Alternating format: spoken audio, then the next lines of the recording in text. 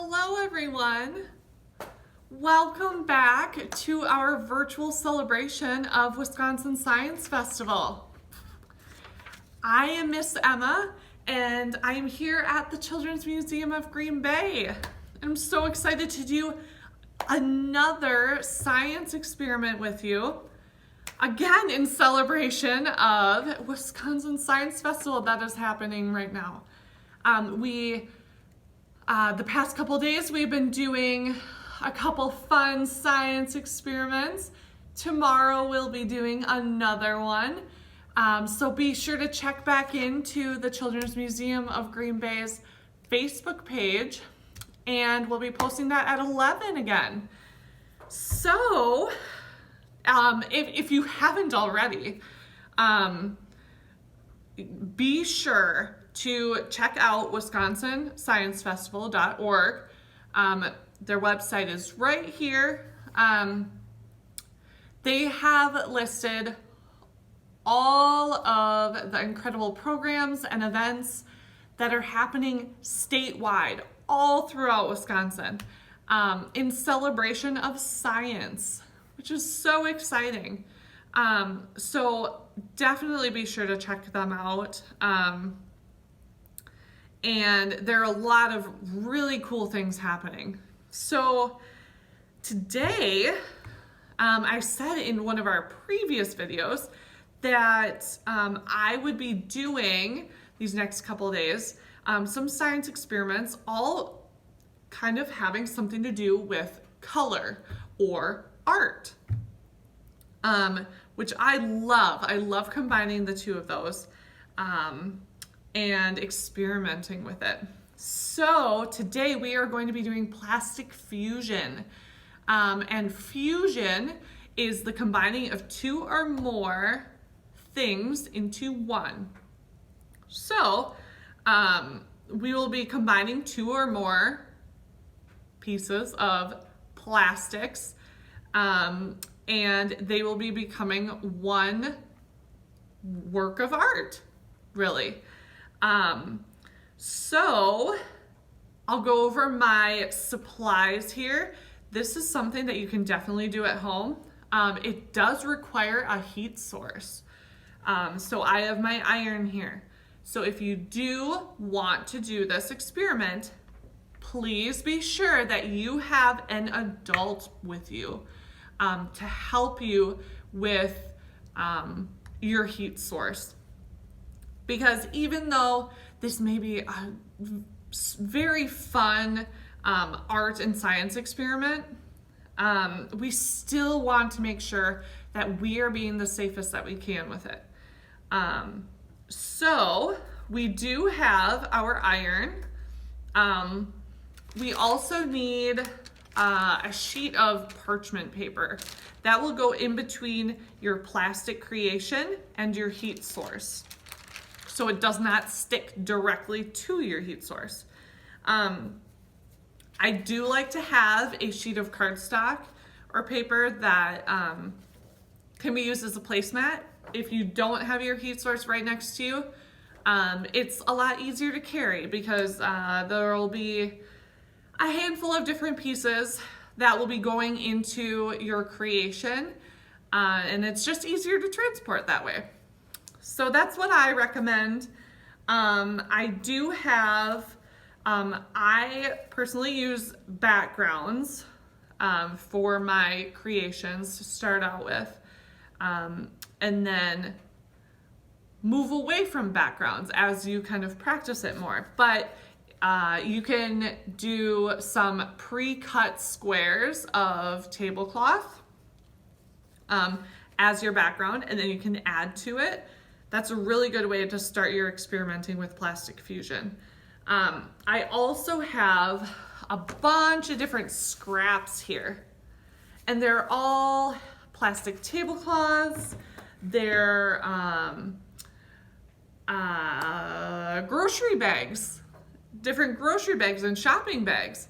Some of the bags are a little thinner and some are a little thicker than others. So they will melt at different paces and in different ways. So the thinner ones will shrink really, really quick and they'll melt really quick.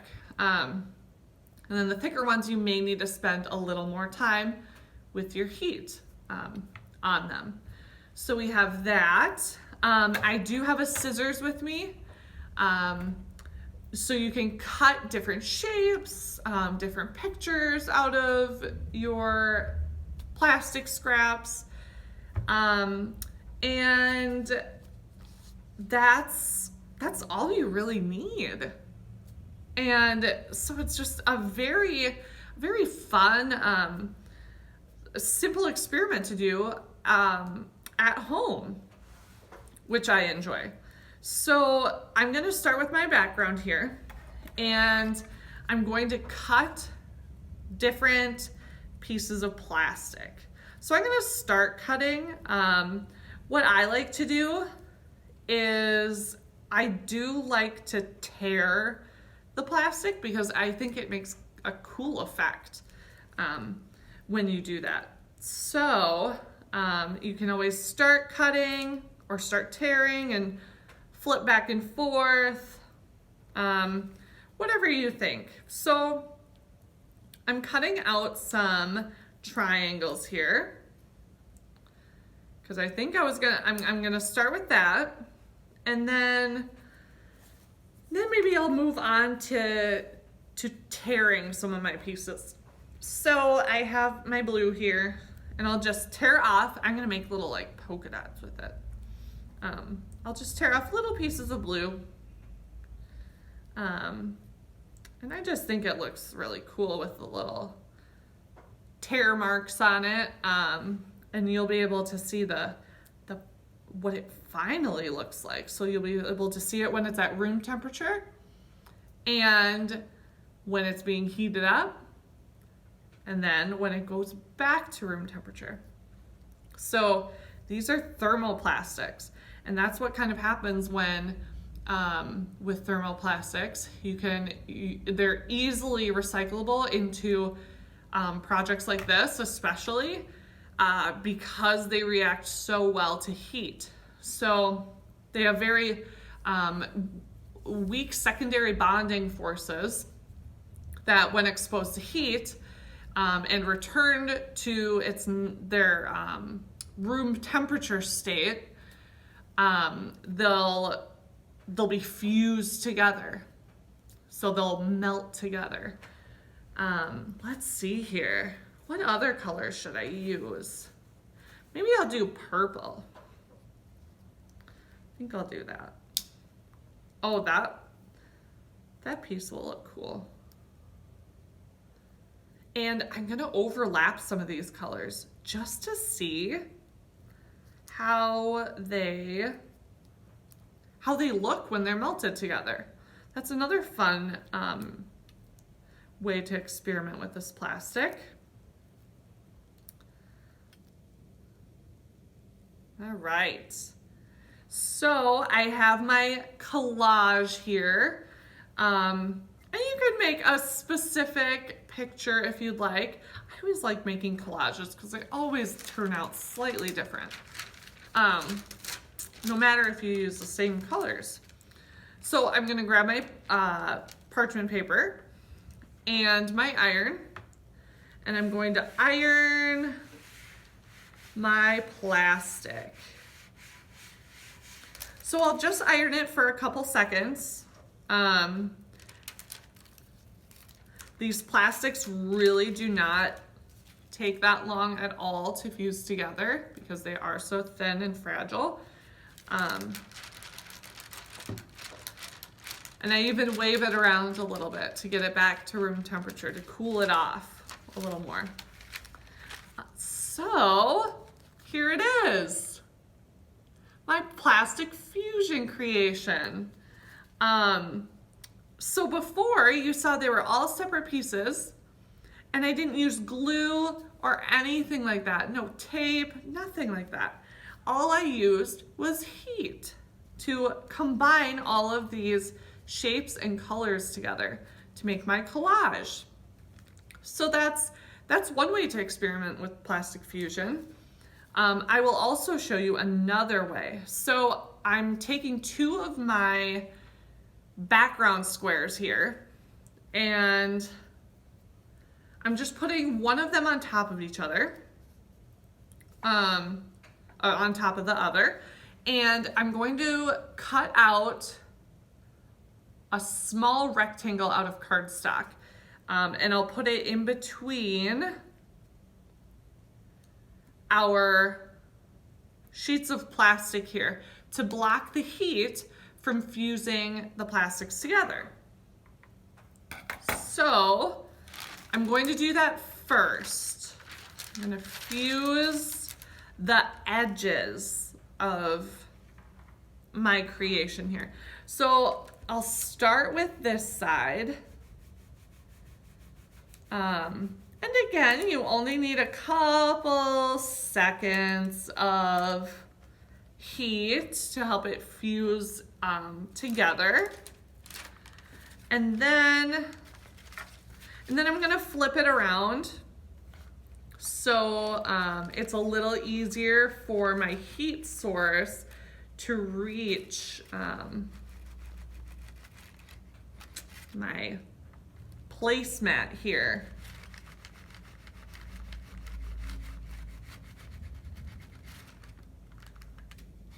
Make sure I get my corners. All right, so it looks like it did a very good job fusing together. So what I did was I pulled out my cardstock rectangle, and now I have a fun pouch, because the middle of my plastic sandwich here didn't fuse together at all. So you can put things in there. You can add a handle to it. If you cut out a long piece of plastic, put your parchment paper over, melt the two overlapping edges, and you can have a handle. You can also put your construction paper or your cardstock back in the middle of your pouch and then go back and decorate. You can put some pictures, some shapes, some pictures, maybe a little collage on the front of your pouch, stuff like that. So that's another simple thing that you can do while experimenting with plastic fusion. Here are some more examples of different things people have done. Again, I made a collage, but you can make a sun with sunglasses. You can make a rainbow with a cloud and a heart, or a flower. All you need is your imagination, plastic, and a heat source. And an adult with you. That is important, because we do want to make sure that we are being safe, even though we are having fun and learning. We still want to be safe. So that's our experiment for today. Make sure to check back into the Children's Museum of Green Bay's Facebook page. Tomorrow at 11, we will have our last video, our last science video in celebration of Wisconsin's Science Festival. Also be sure to check out their website and explore all the other things, all the other fun things that they're doing in celebration of this festival throughout the state of Wisconsin. So thanks again for tuning in with me to practice a little plastic fusion experimenting. Thanks again. Bye, everyone.